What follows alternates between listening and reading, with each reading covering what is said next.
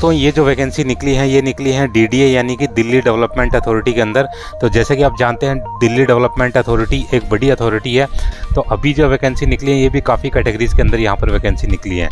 दोस्तों सबसे पहले बात कर लेते हैं इंपॉर्टेंट डेट्स के बारे में। तो इसके जो ऑनलाइन फॉर्म है वो 6 अक्टूबर 2025 से स्टार्ट हो चुके हैं। फॉर्म्स को फिलअप करने की जो लास्ट डेट है वो 5 नवंबर 2025 है। इसका जो स्टेज 1 का एग्ज़ाम है दिसंबर या जनवरी 2026 में करवाया जाएगा।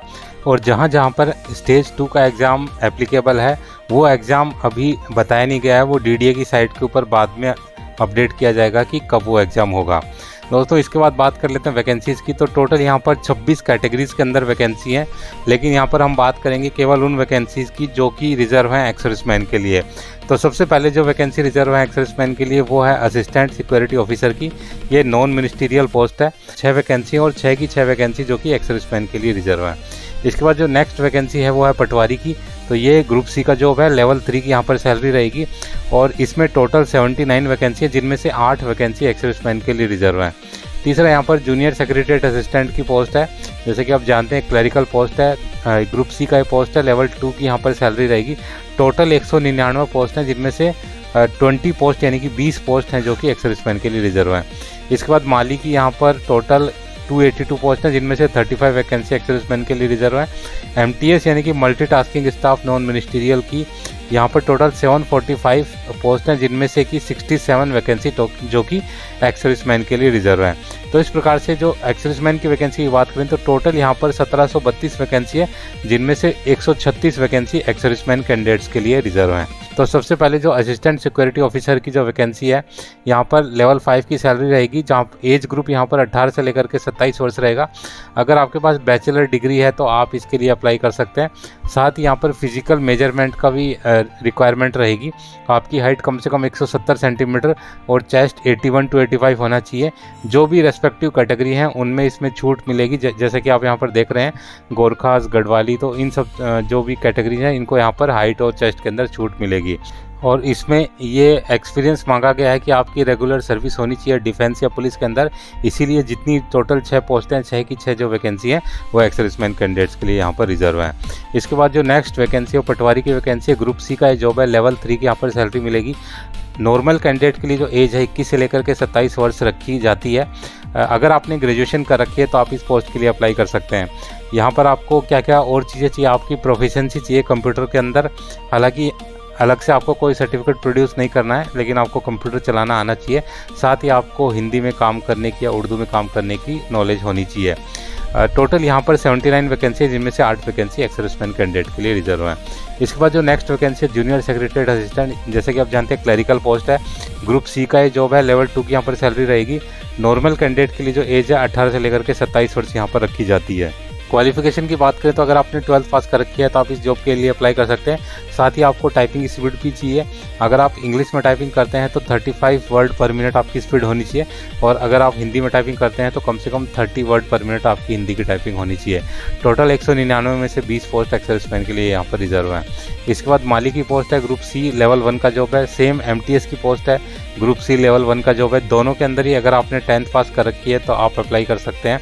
नॉर्मल कैंडिडेट के लिए माली के लिए जो एज ग्रुप है 18 से लेकर 25 वर्ष रखा गया है। जो एमटीएस के लिए जो एज है 18 से लेकर के 27 वर्ष रखी गई है।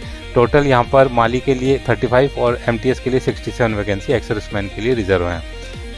अभी एज रिलैक्सेशन की बात कर लेते हैं। तो जैसा आपने देखा नॉर्मल कैंडिडेट्स के लिए जो एज है, तो उसमें एक्स सर्विसमैन को इसमें क्या करना है कि एक्स सर्विसमैन को अपनी जो प्रेजेंट एज है उसमें से अपनी सेना की सर्विस को माइनस करना है और उसके बाद उसको 3 साल और माइनस करना है। और उसके बाद जो उनकी एज है वो जिस भी जॉब की जो मैक्सिमम एज है 25 साल 27 साल उससे कम होनी चाहिए। दोस्तों अभी बात कर लेते हैं कि जो इनका एग्जाम होगा उसमें क्या क्या चीज़ें आएंगी। तो सबसे पहले असिस्टेंट सिक्योरिटी ऑफिसर का जो एग्जाम है इसका single stage computer based exam होगा। सीबीटी होंगे, इसमें टोटल 150 क्वेश्चन होंगे, जिसके लिए आपको 2 घंटे का समय मिलेगा। क्वेश्चन में पार्ट 1 के अंदर आपका जो सब्जेक्ट रिलेटेड चीज़ें आपसे पूछी जाएंगी, और जो पार्ट 2 है उसके अंदर आपका reasoning, quantity aptitude, general awareness, English language और कंप्यूटर नॉलेज, ये सब चीज़ें इसमें आपसे पूछी जाएंगी। जो सिंगल बेस एग्जाम इसी के बेस के ऊपर आपका इसमें सिलेक्शन होगा। नेक्स्ट पटवारी के एग्जाम की बात कर लेते हैं। यहाँ पर भी single stage computer based exam होगा। यहाँ पर आपका जो सब्जेक्ट्स आएंगे उनके बारे में देख लेते हैं। तो यहाँ पर आपका general awareness, general intelligence, reasoning, arithmetical, numerical ability, English language, Hindi या Urdu, knowledge of relevant acts और कंप्यूटर नॉलेज। तो ये सभी आपके क्वेश्चन यहाँ पर आएंगे। टोटल आपका 2 घंटे 15 मिनट का यहाँ पर आपका पेपर होगा। नेक्स्ट आपका जूनियर सेक्रेटरीट असिस्टेंट का जो एग्ज़ाम होगा ये 2 भागों में कंप्लीट होगा। पहले आपका सीबीटी होगा, फिर आपका टाइपिंग टेस्ट होगा। तो सीबीटी के अंदर आपका maths, reasoning, English, general awareness और कंप्यूटर नॉलेज आएगा।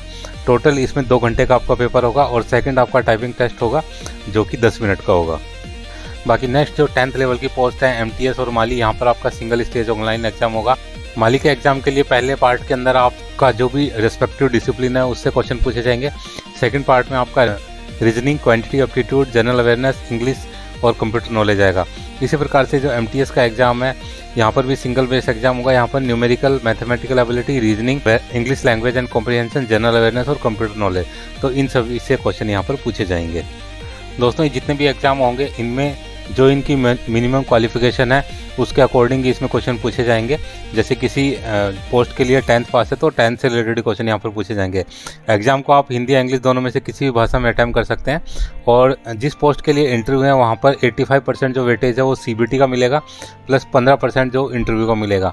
बाकी जहाँ पर इंटरव्यू नहीं है वहाँ पर टोटल जितना भी जो 100% वेटेज है वो सीबीटी का ही होगा। इसके बाद आपके स्कोर्स को नॉर्मलाइज किया जाएगा शिफ्ट के अकॉर्डिंग, जैसे कि आजकल हर एग्जाम में किया जाता है। यहाँ पर नेगेटिव मार्किंग भी है, 1/3 की नेगेटिव मार्किंग है, यानी कि आपने 3 क्वेश्चन गलत किए तो आपका 1 नंबर यहाँ पर कट जाएगा। यहाँ पर जो मिनिमम मार्क्स दे रखे हैं तो एक्स-सर्विसमैन के लिए अलग से कोई कैटेगरी नहीं है, तो जिस कैटेगरी से बिलोंग करता है उसको वो मिनिमम मार्क्स यहाँ पर पार करने होंगे। जैसे अगर वो अनरिजर्व्ड है तो 40%, एससी के लिए 30%, एसटी के लिए 30%, ओबीसी और ईडब्ल्यूएस के लिए 35% मिनिमम मार्क्स उसको लाने होंगे, तभी उसको आगे की स्टेज के लिए कंसिडर यहाँ पर किया जाएगा। दोस्तों, फीस की बात करें तो काफ़ी ज़्यादा फीस यहाँ पर रखी गई है। हालांकि जो एक्स-सर्विसमैन की फ़ीस है वो रिफंडेबल है, एक बार आपको भरनी है फिर आपको रिफंड हो जाएगी। लेकिन बाकी नॉर्मल कैंडिडेट के लिए यहाँ पर 2500 रुपये यानी कि 2500 रुपये की फ़ीस रखी गई है। एक्स-सर्विसमैन को 1500 रुपये की फ़ीस भरनी है, लेकिन वो रिफंडेबल है। जैसे ही आप एग्ज़ाम देते हैं तो आपकी ये फ़ीस है रिफ़ंड हो जाएगी। तो आपका जो एग्ज़ाम सेंटर होंगे और जॉब लोकेशन होगी सिलेक्शन होने के बाद वो दिल्ली में ही रहेगा। तो जिन भी लोगों को दिल्ली में जॉब करना सूट करता है वो सभी इसके लिए अप्लाई कर सकते हैं। अभी देख लेते हैं अप्लाई कैसे करना है। तो यहाँ पर आपको जो डीडीए की ऑफिशियल वेबसाइट है www.dda.gov.in, यहाँ पर आपको जाना है। जॉब्स एंड इंटर्नशिप में view all latest job category और यहाँ पर डायरेक्ट रिक्रूटमेंट पे आपको क्लिक करना है। अप्लाई करने के लिए वो मैंने डिस्क्रिप्शन में डाल दिया, आप वहाँ से डायरेक्ट जाके अप्लाई कर सकते हैं। साथ ही जॉब का जो नोटिफिकेशन है वो भी मैंने डिस्क्रिप्शन में डाल दिया है, तो आप जो हर एग्ज़ाम का जो सिलेबस है उसको भी आप स्टडी कर सकते हैं। तो दोनों चीज़ें मैंने डिस्क्रिप्शन में डाल दी हैं। अगर आपको एक से ज़्यादा पोस्ट के लिए अप्लाई करना है तो आपको उसके लिए अलग अलग फॉर्म भरना पड़ेगा, साथ ही आपको फ़ीस भी अलग अलग पेमेंट करनी पड़ेगी।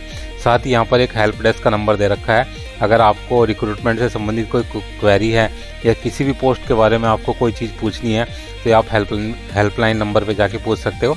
तो ये हेल्पलाइन नंबर है 7353948884। तो यहाँ पर जाके आप अपनी क्वेरी को पूछ सकते हैं। तो दोस्तों, ये थी सारी जानकारी वैकेंसीज़ के बारे में। उम्मीद है कि वीडियो आपको पसंद आया होगा। वीडियो अगर पसंद आए तो लाइक शेयर एंड सब्सक्राइब करना ना भूलें और बने रहें मेरे साथ इसी प्रकार के इंटरेस्टिंग वीडियोज़ के लिए। वीडियो में बने रहने के लिए आप सभी का धन्यवाद। जय हिंद।